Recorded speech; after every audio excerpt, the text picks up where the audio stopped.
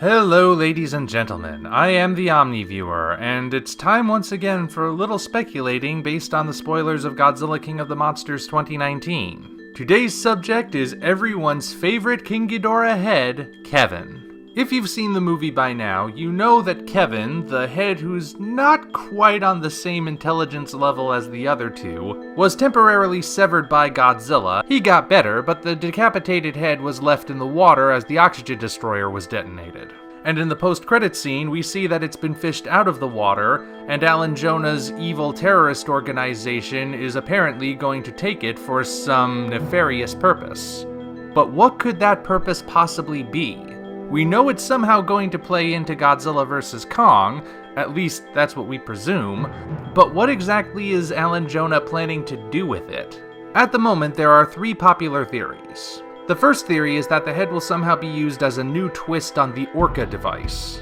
That entire sequence ends with Ghidorah declaring his dominance over all of the other Titans, letting out his ultimate alpha call that wakes all of them up and starts them on their grand rampage.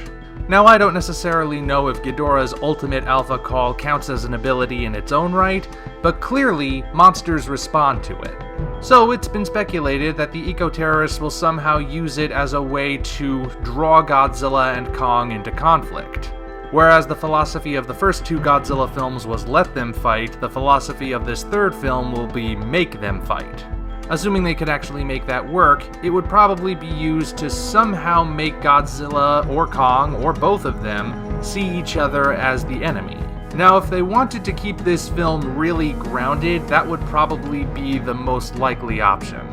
But then again, the MonsterVerse has been trending towards a more and more fantastical tone, so that wouldn't necessarily be the deciding factor. But of course it would also serve as a great way to have the human and monster plots more directly woven together. The second theory? Growing a new monster. It's been speculated for a very long time that even though we have been promised a definitive winner for the title match, something will come along that will cause Godzilla and Kong to put aside their differences and team up. It would be similar to the Batman v Superman approach. Have the fight and have your winner, but then have something happen before the final blow can be dealt. And from that point on, both of your heroes are allies. Now, because people these days associate that approach with a rather infamous movie, it has led to some being wary of that outcome. I personally don't think it's that bad of an idea. Even setting aside the fact that I don't think Batman v Superman is that bad, the idea of having Godzilla and Kong eventually team up is not in and of itself a terrible idea. King of the Monsters clearly established that monsters can and do team up, so it wouldn't necessarily be out of the question. And just because it's a trope that appeared in one poorly received movie doesn't mean it will be poorly received every single time. But anyway, enough about that. The idea is that if another monster does come along that will force Godzilla and Kong to team up, and it somehow relates back to Kevin, that could somehow mean that the monster is grown from Kevin. King Ghidorah is established to have regenerative abilities in this film, so the idea that it could somehow be triggered in this head to grow a new creature of some sort is a feasible one. Now, of course, because the head was exposed to the oxygen destroyer, that's got a lot of people bringing back the Destroyer confirmed idea. At this point, there is still no confirmation on Destroyer. Is it possible? Maybe. But it's also just as likely that a new monster could possibly originate from this. Still, a lot of people are holding out for another classic monster appearance. Speaking of which, the third popular theory, one that's actually gained a lot of traction, still runs along that line of having a new monster come in, only in this case, the monster is Mecha King Ghidorah. Rather than take a biological approach, it's thought that Alan Jonah and his crew will take a more technological approach and build Kevin a new mechanical body, which will be the new interpretation of Mecha Ghidorah. This has especially gotten a lot of traction thanks to the newspaper articles that play during the King of the Monsters credits, one of which features a blurb wherein Monarch states they are working on building a mechanical giant on Skull Island. People see mechanical giant, they see the severed head of Kevin, and of course, they put those two together and they get Mecha Ghidorah. Personally, I don't think Mecha Ghidorah is all that likely. First of all, we don't know what mechanical giant the newspaper blurb is talking about. There have been many giant robots in Godzilla's mythology. And of those giant robots, I think Mecha Godzilla is the one most likely being referenced. But again, that's assuming it's not something completely new. But even barring that, I just don't see Ellen Jonah's band of eco-terrorists having the resources to make Mecha Ghidorah. Barring the existence of titans and flora-fauna, the MonsterVerse is still set in the modern-day real world. A world in which robots are not easy to make.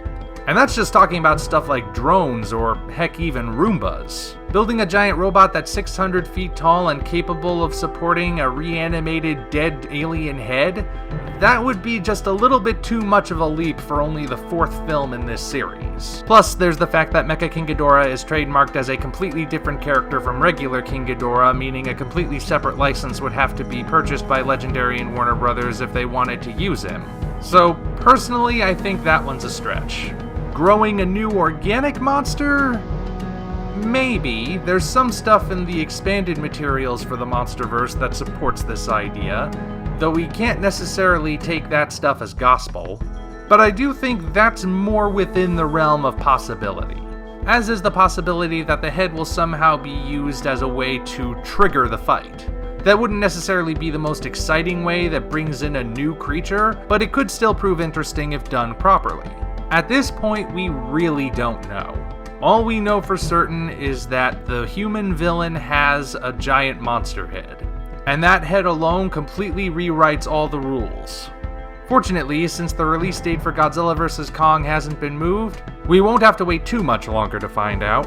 So like I said, of those 3 possibilities, my money would be on one of the first 2. I don't think Mecha King Ghidorah is likely, but who knows? I might be wrong. And maybe there are other possibilities people haven't considered yet. You, of course, are free to leave your thoughts and any potential theories you might have in the comments section below. Until such time as we meet again, this is the OmniViewer signing off.